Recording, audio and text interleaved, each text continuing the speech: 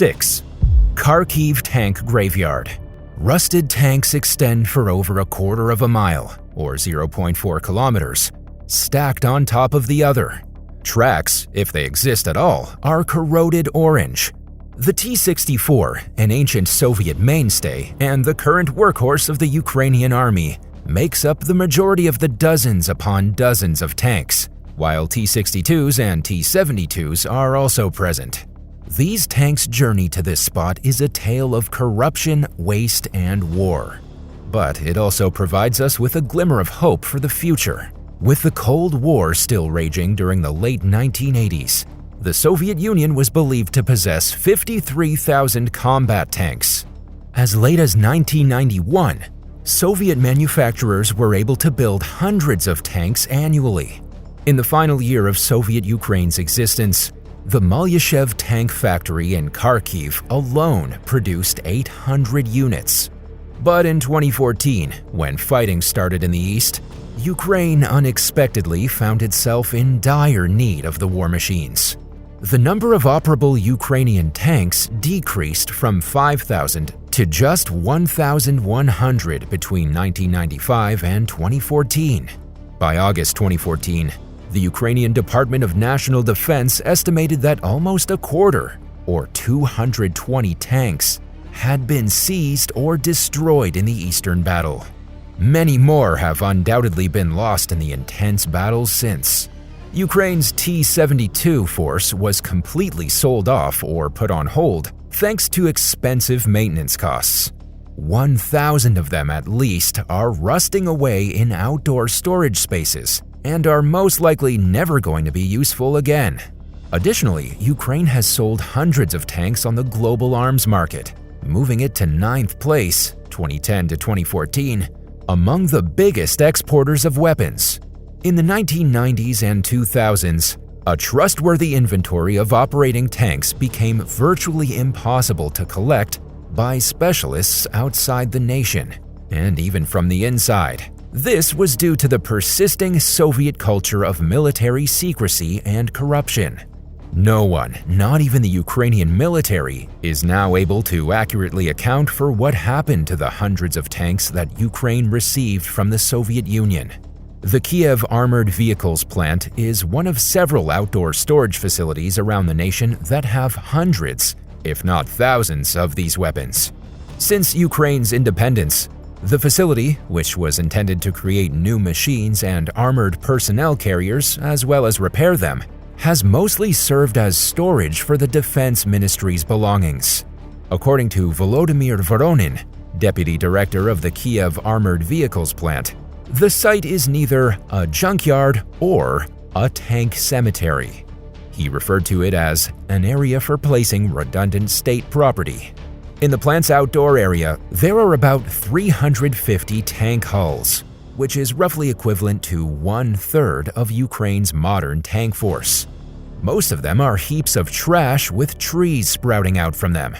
Despite the fact that the area is guarded, curious locals have been known to scale the fence and play in the dismantled combat machines. In search of anything they can salvage from the rusting hulls to sell, homeless people have also invaded. But since Russia's war against Ukraine began, the facility has been refreshed. Tank hulls have been removed from the storage location, repaired, with their wiring redone, new engines put in, and new weaponry too. 5.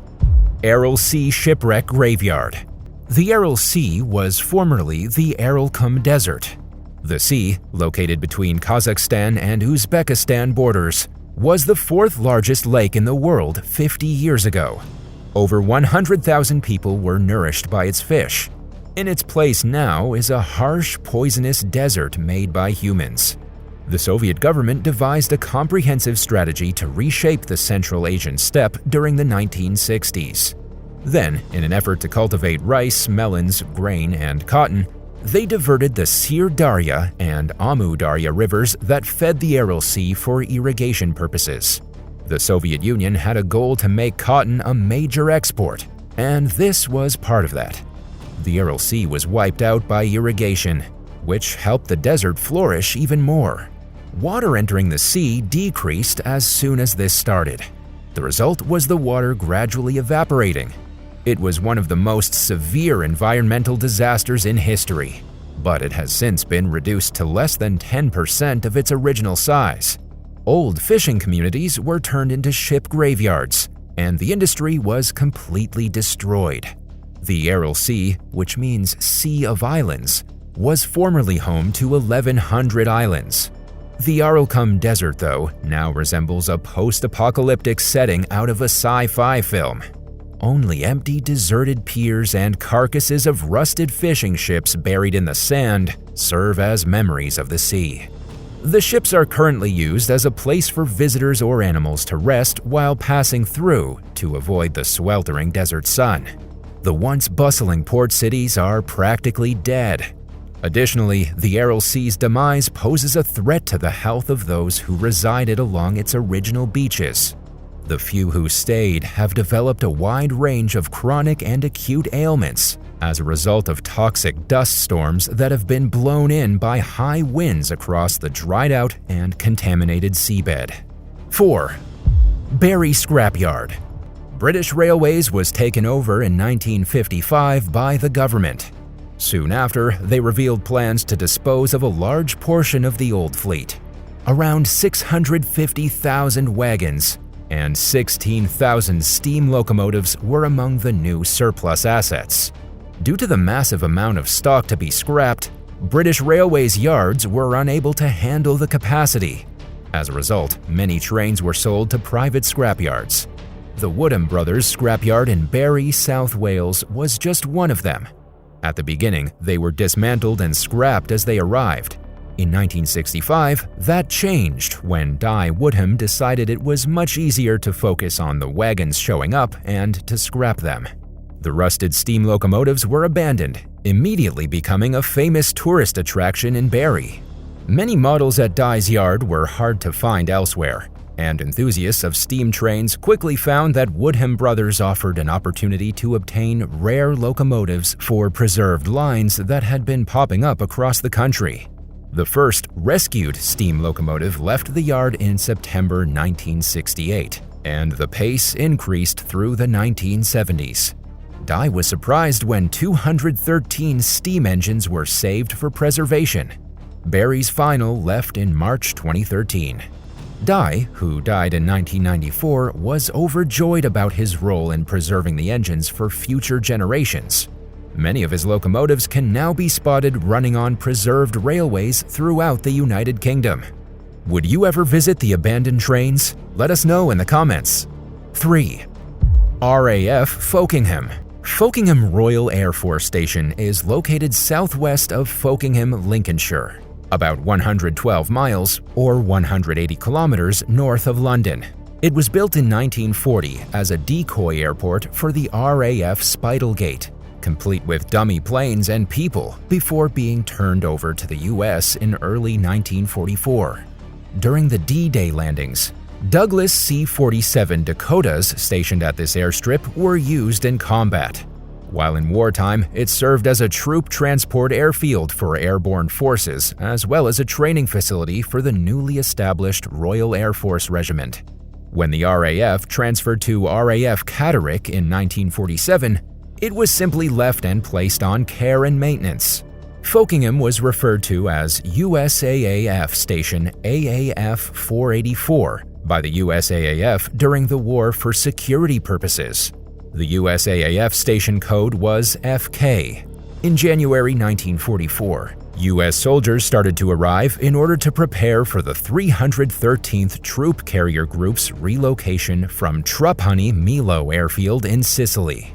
On February 5th, it became a USAAF 9 Troop Carrier Command Station, with 4 separate squadrons of C-47s operating out of the location. The force did, however, begin its relocation to a newly built base in France at Akiet, Advanced Landing Ground B-54, by the end of February 1945, albeit the last elements were not able to leave until well into March of that year. The USAAF held Fokingham despite the fact that most personnel had left by mid-April. In 1947, the station was fully decommissioned. With the site no longer under military control, British Racing Motors utilized it for development testing of their new BRM 16-cylinder 1.5-liter racing vehicle, which was originally shown to new outlets on December 15, 1949 at Fokingham Airport. Later, they expanded the airfield by adding a few more facilities, one of which was important as it served as the BRM engine house. After the war, Fokingham was used as a PGM-17 Thor intermediate-range ballistic missile (IRBM) facility, with 3 operational IRBM launchers controlled by No. 223 Strategic Missile Squadron RAF. When the site was reactivated in the later half of 1958, BRM was transferred to RAF North Witham. After the Thor facility closed down, BRM relocated, and more vehicles were tested at Fokingham, although only for a couple years. Lincolnshire Police utilized the runways and nearby Neeson huts as a driving, training, and skid pan facility. The testing track was abandoned altogether in the mid-1960s, and the airfield was sold to various agricultural professionals. Today, agriculture makes extensive use of the airfield. The majority of runways and surrounding track were destroyed after BRM's sale of the airfield for pea gravel. A few single-lane roads still remain. The land is now held by Nelson M. Green & Sons Limited, which uses the old airstrip to store hundreds of vehicles for spare parts. Among them are a few vintage Caterpillar bulldozers, gasoline Bowsers, cranes, and tractors, as well as ex-military trucks and armored vehicles from the war. There was also a DUKW amphibious vehicle utilized in the D-Day landings. The 3 post-war Thor missile pads are the most visible military structures on the field, with their extensive, reinforced concrete portions making removal difficult and are not worth the cost considering the limited quantity of material that can be retrieved from them. 2. The School Bus Graveyard. The School Bus Graveyard in Alto, Georgia, transforms trash into valued artistic treasures. Each year, painters modify the bus's classic yellow exteriors and give them an updated look. Old buses, trucks, and RVs are transformed into living canvases with vibrant colors and quirky motifs.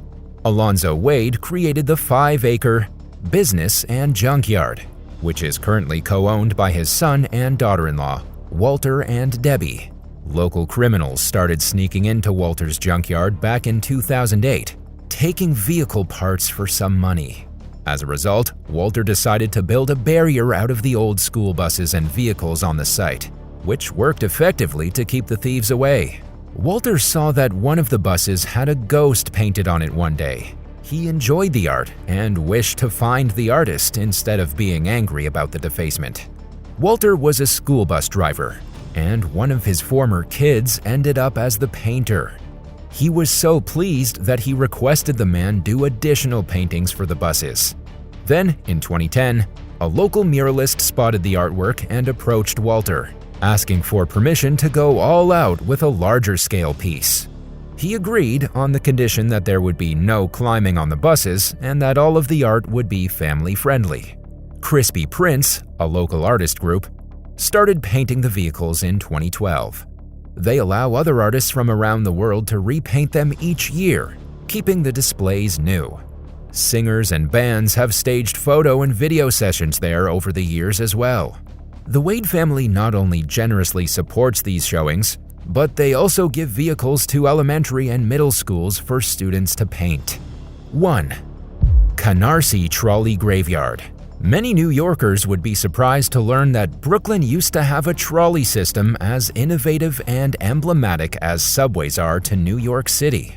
Trolley cars once filled the streets of Brooklyn during the late 19th and mid-20th centuries. Residents were able to travel to neighborhoods as far as Queens, thanks to multiple companies investing in the expensive system. By 1930, Brooklyn had nearly 18,000 trolleys riding throughout the streets. Trolleys provided a public service that was both luxurious and extremely efficient. Wealthy socialites would hire out entire vehicles for after-work cocktail parties and weekend events. Streetcars were overtaken by buses and personal vehicles when automobiles flooded the market and took over the streets. Eventually, the trolleys went out of service. Some were transferred to towns and countries far away, some even to South America. Museums bought a majority of the others.